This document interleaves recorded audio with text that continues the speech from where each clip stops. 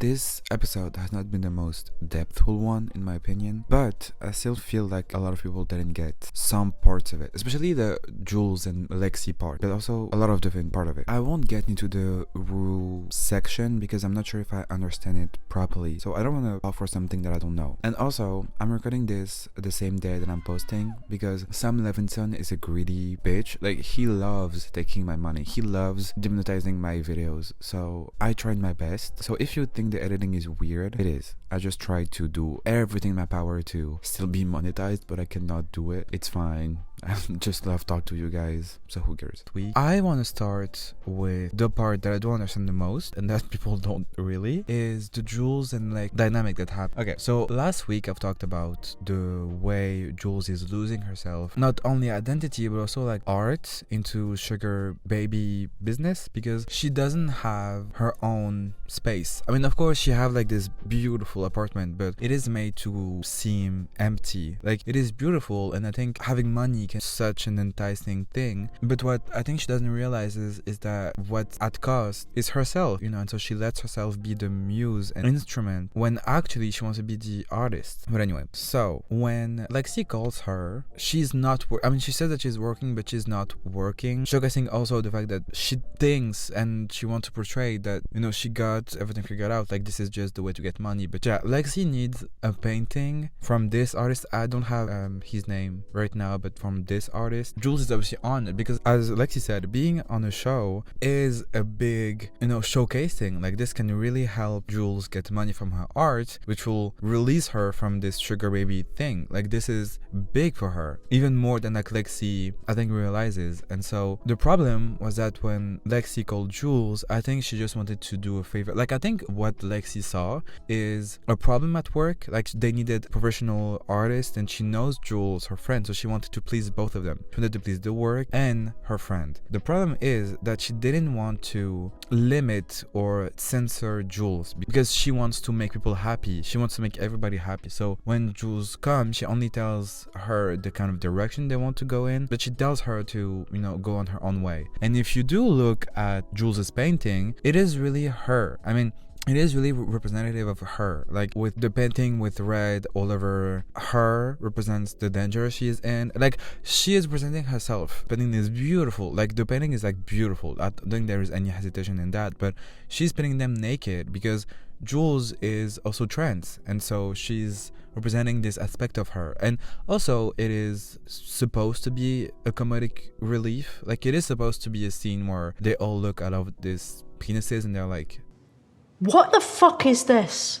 Like, this is supposed to be not a joke, but like sort of a comedic time. What it shows also is that, you know, her art, like her unapologetic, her uncensored art, is maybe not made for everyone. So it is going to be really hard for like any artist, by the way. This is really real. Like, you cannot just do whatever you want, especially if you want to sell your art. You really have to adapt yourself to the limitation, you know? When she gets this censoring of making them not have dicks and then making them more clothes, Jules, by the way, is saying yes. I mean, she's just saying that she needs 2 hours, which is really okay as a timing. But the problem is that making a show and holding a stage takes a lot of money. So they're just like, okay, forget it. They just like, they have a schedule, so they cannot wait 2 hours. So the whole thing is costing a lot of money. I mean, that, you know. And the problem is that Lexi obviously feels bad because, you know, it's also her not able to communicate that created all of this, and her not being able to really direct people, which is her job. Like, she, and I'm so surprised as people not seeing that, because yes, I do realize that, like, you know, painting dicks is not, you know, the most family friendly thing to do, but Jules didn't got the info that it was supposed to be family friendly, or it was supposed to be not her. I was really surprised. But Jules is always so hated for no reason. Like, season 1, she's being hated for playing with Rue's emotion when actually she's just confused because she's, you know, dealing with her femininity, and so being with a woman is counterintuitive into like what a woman is supposed to be. In season 2, she's battling with Rue's addiction. So, I mean, she just cannot win. Like, my baby, because I relate to Jules so much, my baby can just not win. But anyway, and then when, you know, Lexi goes to apologize to her boss, and by the way, I was interested in the fact that the boss was blonde and wearing blue. Like, that reminds me of Cassie, which I'll talk in a second. But, she apologizes, and then the boss is like, your inability to communicate clearly cost us this, I don't remember the amount, but like this amount of money. And of course, this is just a lesson. I mean, she's not fired or anything, but it really touches Lexi because Lexi wants to please. Like, I don't think this is a part of Lexi that is really understood, is that yes, she can be judgmental and yes, she can be like on the back seat, but she still is a human being who wants to be liked and loved and cared for. And her way to go about it is just to people please and not to,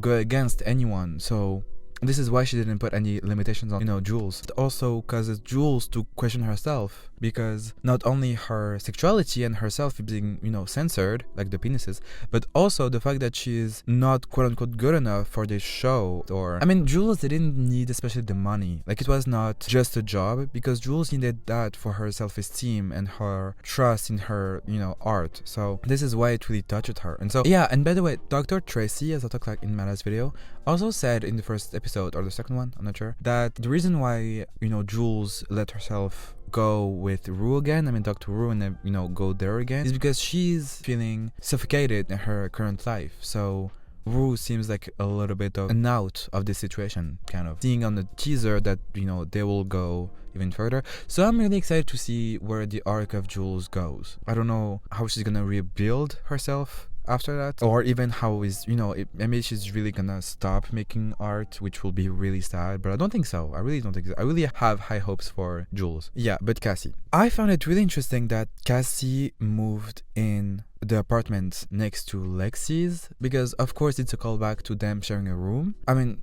talking about Lexi, I don't know if Cassie's enjoyed that position because I mean, it is a really odd choice to move in the apartment in front of your sisters when you guys, what I mean?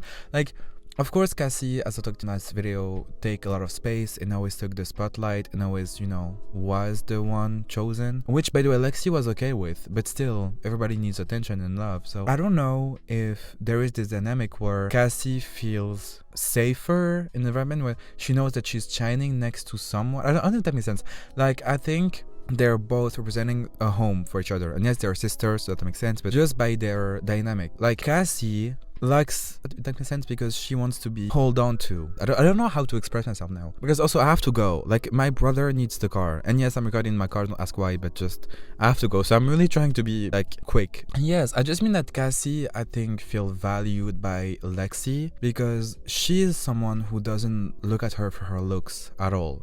Even Maddy, I mean, I will talk on Maddy and Cassie in a second, but it's interesting how, Lexi just looks at Cassie as a sort of getaway. Like, and for Lexi, being in the shadow of Cassie makes her have plenty of room to not be hurt. Like, she can, she's not being sexualized. Her fashion is showcasing that, she doesn't want to be sexy or objectified in any way. And other than that, I feel like she draws inspiration, kind of like living through Cassie. So the fact that they're sharing an apartment, I don't know, like I don't know what that's called, like just, a place, kind of. It is interesting. So I don't know how it will go. I don't know if it's just, what I mean? Like, I'm not sure because, like, we'll see. But I think their dynamic is back again, which makes sense because they're both triggered in their life. Like, Lexi being, I mean, Lexi cannot move, by the way, so no, but just like Cassie, being more objectified, like, with this new profession she's in, it makes sense that she wants to be valued for something else. Anyway, Maddy and Cassie, they're just continuing their dynamic again. Like, Maddy makes Cassie grow and show her her friends, show her people who can really make her known as a name. And like the two little them in the beginning, I think shows that their friendship is back again. Which, by the way, okay, I don't know if you agree now, okay, so tell me in the comments, but they've never really been friends. Like, I was surprised also by the fact that so many people are like, they were best friends and they were just like so close and, but were they? Like, they had a friend group in season 1, like they're, her, Cassie, Kat, and BB, but Maddy and Cassie were not that close together. And then you know, there was the carnival, obviously, but then Maddy told her about Nate, but then Cassie told everyone. I mean, told McKay, and then, you know, everybody knew. I mean, I think they started to be best friends, or like showcase as best friend in season 2 when Cassie started to be with Nate, which makes sense, you know, it kind of makes more depth into this dynamic that is happening, but they were never really that close of a friend, or none of them. Like, there is not a real friendship in this whole series, like, because they're all having their own individual life. Like, there is no friendship in this whole thing. Like, I cannot even picture a real friendship. But again, I mean, it's not Grey's Anatomy. Like, they don't have this much time to go over, you know, characters being friends outside of their own storyline. So, you know, but that's sad. I would just like them to be more close. Like, Maddy and Cassie specifically is just like transactional. I mean, Maddy just want to make money out of Cassie, and same with Cassie, she just want to make money through Maddy. I mean, you know, they're all wanting money, and this is, you know, adulthood, and it's real and it's true. But I would like just to show a little bit more of like caring. I don't know. Okay, it's euphoria. I know. I'm not delusional. Okay, I have to go. I know this video was like really quick. I really wanted to address those two things. And then, oh, right, okay, Nate, sorry. But the thing is, I don't know either. Like, he's really trying to be this good person, and by the way, we still don't know why. Like, we still don't know how that came to be. Like, he was really angry and manipulative to being really in love with Cassie and being really, you know, fixed in this idea of a man. And I don't know, maybe just like growing up, like, calmed him down, or having the thing that he wanted, that, you know, people wanted out of him. Like, you know, people saw this straight man that was about to marry and have this big house and maybe gonna have children. I mean, maybe playing the role he was attributed sort of worked for him, and so he's calm now, and so this is why he was so devastated when they said no. But he's in huge debt. And also, I don't understand the flower part. I cannot say the name, like white fritillaries. I don't know how to say the name. It just means I don't understand the symbolism of that. Like, finding a flower that is precious and cannot be touched in his construction. I'm not sure the symbolism of that. I'm sure I think we'll see it on the next few episodes, but if you see it, I mean, the comments, I'm really lost as in his storyline. Okay, last thing, my brother is gonna fucking kill me, but like, my also sort of take on Cassie is that she's really more confident. Like, I'm so surprised at people not seeing it, and I mean, not liking her. You guys, I promise you I get it, but Cassie, especially this season,